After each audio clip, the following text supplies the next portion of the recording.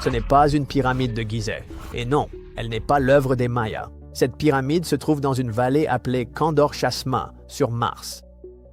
Les gens ont remarqué cette structure pour la première fois en 2002. Puis un réalisateur a partagé des images en ligne et beaucoup de personnes ont commencé à penser que la forme pouvait être artificielle, qu'il y avait une civilisation sur la planète rouge capable de construire des pyramides comme celles que nous avons sur Terre. Et avant que vous ne demandiez, oui, les photos sont réelles. Des sondes de la NASA les ont prises depuis l'orbite en 2001. Avec le temps, d'autres sondes ont capturé cette zone. L'une des meilleures caméras, Ares, à bord de l'orbiteur Mars Reconnaissance de la NASA, a également pris des images très détaillées. À première vue, la structure semble en effet inhabituelle et hors de propos, comme une pyramide à 3 faces. Le vent a sculpté le terrain autour d'elle et sa forme acérée se détache nettement. Mais élargissons un peu plus le champ de vision. La pyramide commence à se fondre dans le paysage. Vous voyez, maintenant, elle ressemble à une montagne rugueuse. Le vent et l'érosion l'ont façonnée comme le reste de la vallée. La structure se trouve dans la partie ouest de Kandor Chasma sur Mars. Cette zone se situe à l'intérieur de Valle Marineris, le plus grand système de canyons du système solaire. Valle Marineris est gigantesque. Il s'étend sur une longueur environ 10 fois supérieure à celle du Grand Canyon sur Terre et sur une largeur environ 20 fois plus grande. Il s'enfonce aussi dans le sol environ 5 fois plus profondément. Le paysage là-bas est rempli de falaises abruptes où les roches se brisent et dévalent les pentes. Des couches de matériaux s'accumulent au fil du temps et le vent contribue à sculpter et remodeler la surface. Cela laisse des arêtes vives et de longues lignes nettes, ce qui donne à certaines formations un aspect géométrique et artificiel. La même chose s'est produite lorsque des gens ont commencé à réagir à un carré aperçu sur une image prise par une sonde martienne, élaborant des théories impliquant d'autres civilisations. Une version retouchée de l'image rendait la forme encore plus nette et plus géométrique. L'image originale provenait du Mars Global Surveyor de la NASA. Il a utilisé sa caméra Mars Orbiter en 2001, lors d'une longue mission qui a cartographié Mars de 1996 à 2006. Si vous regardez l'image complète, vous verrez une paroi de cratère irrégulière avec des couches fracturées où le carré n'apparaît que dans une petite zone. Plus tard, des images iRISE de 2018 ont montré la même région en détail. Elles ont dissipé l'illusion en révélant des falaises, des crêtes et des roches érodées, façonnées par les forces naturelles au fil du temps. Jusqu'à présent, Mars n'a montré aucun signe de structures artificielles. Mais il est prouvé que de puissantes forces naturelles peuvent créer des formes qui trompent facilement le cerveau humain. Notre planète peut se révéler absolument saisissante, à condition de savoir où regarder. Des vagues verdoyantes du Groenland au désert luisant comme de l'or en fusion. La Terre s'apparente à une œuvre d'art vivante. Pourtant, il existe quelque chose d'encore plus précieux que de savoir quoi observer. C'est de savoir d'où observer. Ainsi, à quelques centaines de kilomètres au-dessus de la surface, là où évoluent les satellites, il devient possible de distinguer des visages dans les déserts, des cœurs dans le sable, des spirales, des crânes, ainsi que des lacs miroitants renvoyant directement la lumière du soleil. Voilà certaines des choses les plus étranges que l'on puisse voir depuis l'espace. Au cœur du désert du Sahara, des satellites ont un jour repéré une forme destinée, en apparence, à effrayer d'éventuels visiteurs venus du cosmos. Un crâne colossal semblant fixer le ciel. Ses orbites béantes, sa longue arête nasale et ses contours fissurés présentèrent une troublante ressemblance humaine. Comme si une entité gigantesque avait été fossilisée sous le sable. L'image s'est rapidement propagée en ligne, suscitant des interrogations. Vestiges d'un géant ancien, monument oublié, voire traces d'une civilisation engloutie par le désert depuis des âges. Pourtant, la réalité est d'ordre géologique. Ce crâne n'est ni fossile, ni ruine, mais le vestige d'un ancien cratère volcanique façonné par une éruption massive survenue il y a des centaines de milliers d'années. Au fil du temps, les vents implacables ont érodé les roches les plus tendres, tandis que les couches plus résistantes demeuraient, formant crêtes, cavités et dépressions. Lorsque la lumière solaire l'éclaire sous l'angle adéquat, les ombres s'assemblent alors parfaitement, achevant l'illusion d'un visage. Dans le désert du Namib, se trouve une merveille naturelle saisissante. Les cercles de fées, des zones dénudées de formes globalement circulaires au sein des prairies. Observés depuis le ciel, ils apparaissent comme des cercles presque parfaits, découpés dans le paysage sableux, entourés de dunes dorées, scintillantes. Certains y ont vu un ancien cratère, voire un site rituel dissimulé par les sables. D'autres ont supposé la trace d'un lac disparu depuis longtemps, ou l'impact d'une météorite tombée il y a des millions d'années. Pourtant, l'explication est peut-être encore plus captivante. Cette formation se situe dans une région réputée pour ses cercles de fées, des milliers de mystérieuses taches circulaires disséminées à travers la Namibie. Pendant des décennies, leur origine est restée inconnue. Des chercheurs ont finalement établi que ces structures apparaissent naturellement, façonnées par le vent, les racines et même des colonies de termites rivalisant pour l'accès à une eau rare. Avec le temps, ces cercles modestes peuvent fusionner pour former des anneaux plus vastes et remarquablement réguliers, comme celui que les satellites surnomment aujourd'hui le cœur du désert. Le désert est déjà impressionnant au sol, mais depuis l'espace, son immensité impose le silence. Au cœur des Badlands canadiennes, les satellites distinguent une formation qui évoque de façon frappante un visage humain, semblant reposer de côté dans la Terre. Ce relief singulier est connu localement sous le nom de « gardien des Badlands ». La coïncidence est saisissante. Imaginez un instant pouvoir distinguer un homme coiffé d'un casque romain en observant l'Italie depuis l'espace. Les reliefs dessinent ce qui ressemble à un front, un œil, un nez et même des lèvres. Certains s'amusent à affirmer qu'ils distinguent une paire d'écouteurs posée son oreille. Durant des années, l'origine de cette forme a alimenté les spéculations. Artefacts anciens ou sculptures monumentales dissimulées sous la surface? Pourtant, en l'absence de preuves contraires, il faut admettre que ce gardien est une formation naturelle, façonnée par l'action persistante du vent et de la pluie au fil des millénaires. Quant aux écouteurs, ils existent. Enfin, presque. Il s'agit en réalité d'une route et d'une plateforme de puits pétroliers, aménagées bien après que la nature eut composé cette œuvre. Ce qui renforce encore l'illusion, c'est le jeu de la lumière solaire. Selon son angle, les ombres se déplacent dans les ravines et sur les crêtes, donnant au visage un aspect presque vivant. C'est un effet naturel remarquable, fruit de la rencontre entre la lumière et l'érosion. On pourrait invoquer la tendance du cerveau humain à reconnaître des visages partout, mais enfin, regardez-le. Près des côtes égyptiennes de la mer Rouge, des satellites ont un jour révélé une forme paraissant presque trop parfaite pour être naturelle. Un vaste motif en spirale sculpté dans le sol désertique. Des milliers de monticules de sable et de dépression y sont disposés avec une précision hypnotique, s'étendant sur une surface plus large qu'un pâté de maison. Et cela a donné lieu à toutes les spéculations. Certains y ont vu la trace laissée par des visiteurs venus d'ailleurs. D'autres, un symbole oublié d'une civilisation ancienne. Les théories ont circulé rapidement. Installations militaires secrètes, messages destinés au ciel, ou encore géoglyphes inexpliqués comparables aux lignes de Nazca au Pérou. Mais lorsque les artistes se sont manifestés, le mystère s'est dissipé, de façon quelque peu décevante. Ces spirales faisaient en partie du Desert Breath, une immense installation réalisée en 1997 par 3 artistes désireux de créer une œuvre pleinement perceptible uniquement depuis les airs. Plus de 93 000 m² de sable ont été modelés en cônes et en creux lisses, conçus pour s'effacer lentement à mesure que le vent reprenait possession du paysage. Ironiquement, c'est pour cette raison que l'œuvre continue aujourd'hui de tromper les observateurs.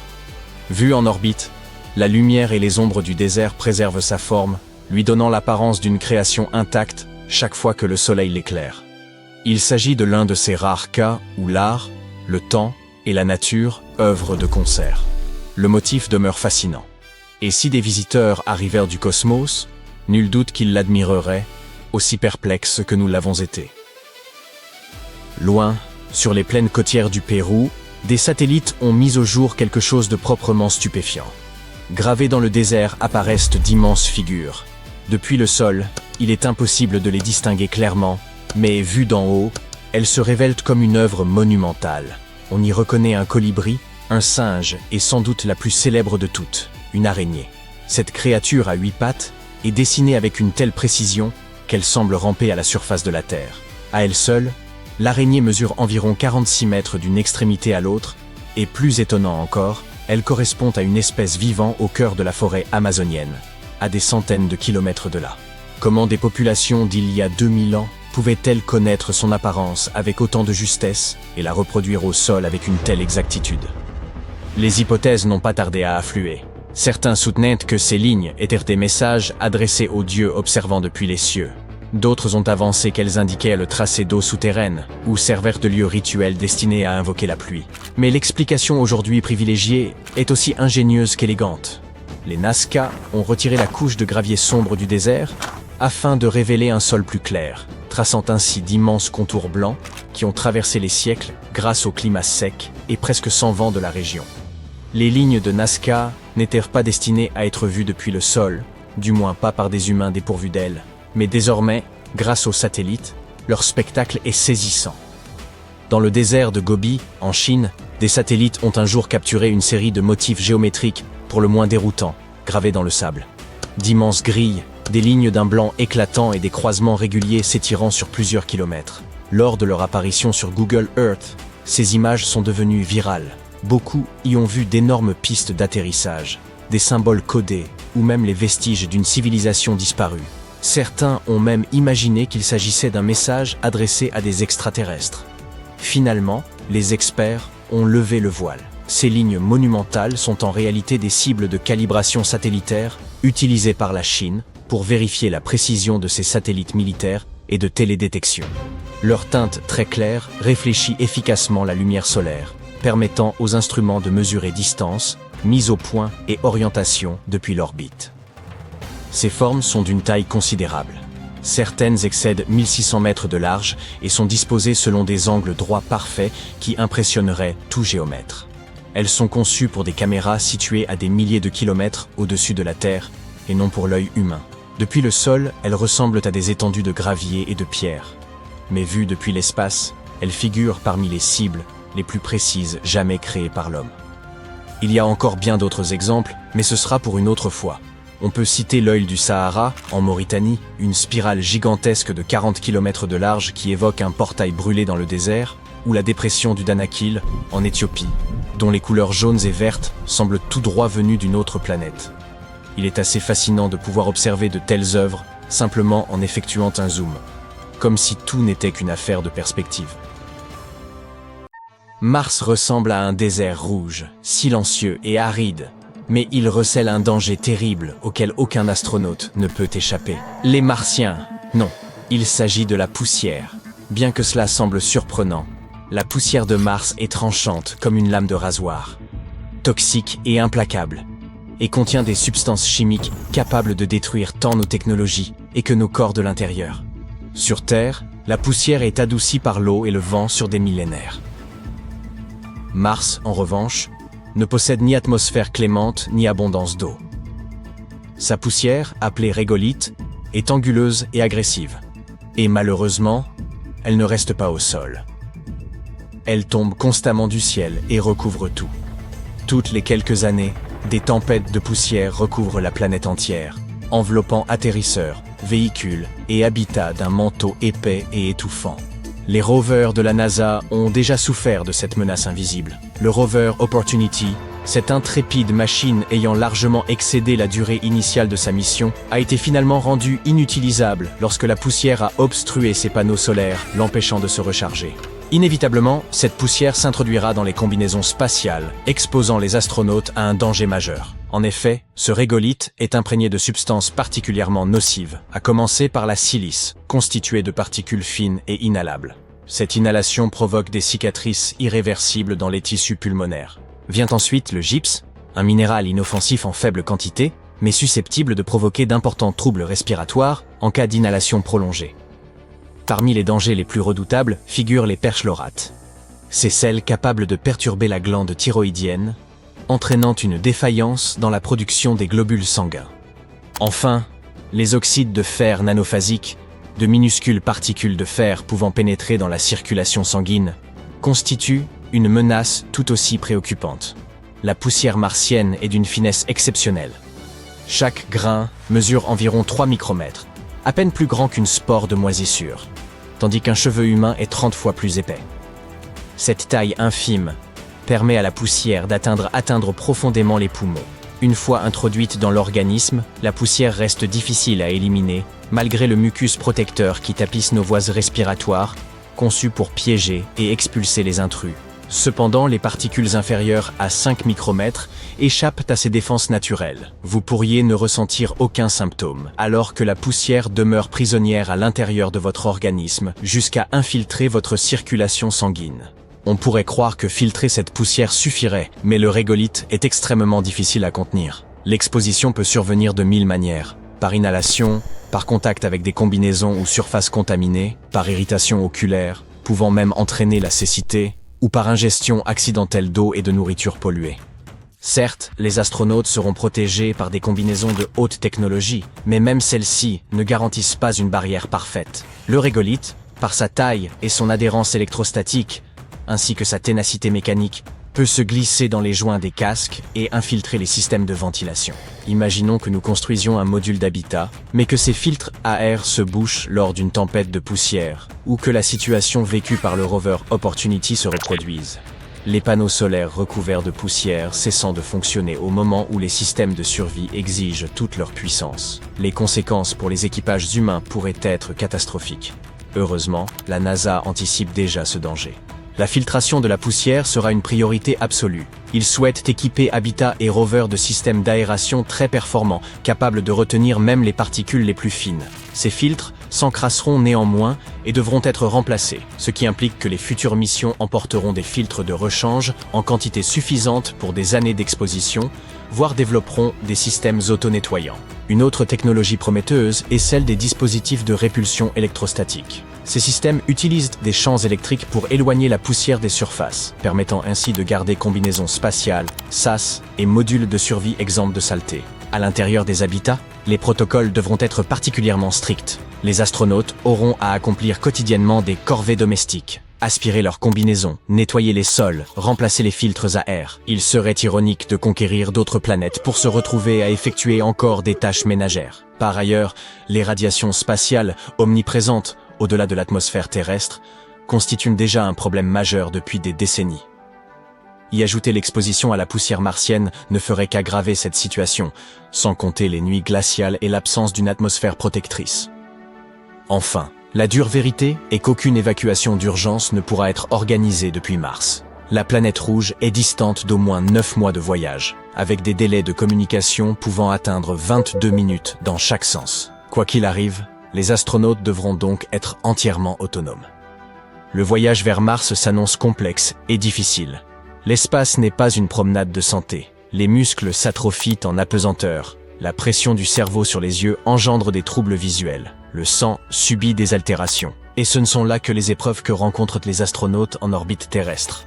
La NASA ne fait pas face à un défi unique. Un autre problème majeur réside dans la manière d'acheminer le matériel sur Mars. Il est impossible d'y expédier chaque brique ou même chaque salade. Cela serait beaucoup trop lourd, coûteux et lent. Ainsi, nos astronautes devront se débrouiller pour assurer leur propre survie. Ils devront cultiver leur nourriture dans la Terre rouge, imprimer des habitats à partir de rien et concevoir des micro-organismes capables de transformer le dioxyde de carbone en oxygène respirable. Ils devront aussi s'adapter à des conditions de vie totalement inédites. Mars, 4e planète du système solaire après la Terre, reçoit moins de lumière solaire. Sa gravité représente environ 40% de celle de notre planète, ce qui rendrait les corps plus légers, mais fragiliserait les os plus rapidement. Une année martienne dure 687 jours terrestres, ce qui signifie célébrer presque 2 anniversaires par an. Certes, Mars est habitable, mais elle est enveloppée d'une atmosphère irrespirable riche en dioxyde de carbone, recouverte de sols toxiques et exposée à des radiations cosmiques non filtrées. L'eau y existe, mais uniquement sous forme gelée au pôle ou enfouie sous la surface, sans océans à l'horizon. Vivre ici sera une expérience mêlant science, survie primitive et cauchemar de science-fiction. Certaines agences spatiales envisagent la terraformation, c'est-à-dire modifier Mars pour la rendre plus semblable à la Terre en épaississant son atmosphère, en réchauffant son sol et en libérant de l'eau liquide. Si cette solution semble idéale, elle reste extrêmement complexe et risquée. Par ailleurs, même si aucun petit homme vert ne nous y attend, il est possible que la planète abrite encore une forme de vie, sous la forme de bactéries anciennes, lentes et profondément enfouies. Il fut un temps où Mars ressemblait à notre Terre et possédait d'immenses océans recouvrant son hémisphère nord. Elle aurait disposé d'une atmosphère dense, de rivières serpentant dans des canyons, de pluies tombant du ciel et de lacs scintillant sous la lumière de ses 2 lunes. Cependant, il y a environ 3,5 milliards d'années, tout changea. L'eau se dessécha ou gela, et l'atmosphère s'amincit jusqu'à devenir un souffle ténu. Les seuls vestiges de cette époque sont désormais les vallées, les deltas et les traces de méthane dans l'air, qui demeurent tels des fossiles témoignant du passé de la planète. Cela signifie que la vie a pu exister sur Mars, non sous la forme d'animaux imposants ou d'espèces humaines, ce qui paraît très improbable, mais sous celle d'organismes microscopiques. Hélas, si ces formes de vie ont existé, leur présence nous échappe encore aujourd'hui. Pourtant, certaines bactéries se montrent dans une persistance remarquable, et il est possible que nous découvrions des traces d'elles sur la surface martienne. Cela constituerait la première preuve d'organismes vivants hors de notre planète, démontrant que la vie extraterrestre est envisageable et plus fréquente qu'on ne le croyait. Toutefois, si la terraformation commence, nous risquons de détruire ces écosystèmes avant même de les avoir découverts, effaçant ainsi l'histoire ancienne et les merveilles géologiques de Mars. Avons-nous vraiment le droit d'agir ainsi, simplement pour posséder un terrain au bord du Val Marineris?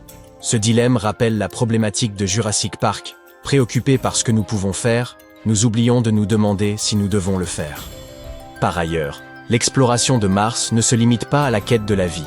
Elle offre une occasion unique de mieux comprendre l'avenir de la Terre, la nature même du vivant, et peut-être même d'identifier un second foyer pour l'humanité.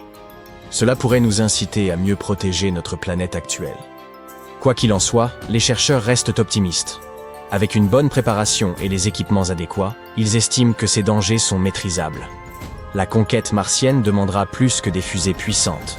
Il faudra de la sagesse, et seul le temps révélera ce que l'avenir nous réserve.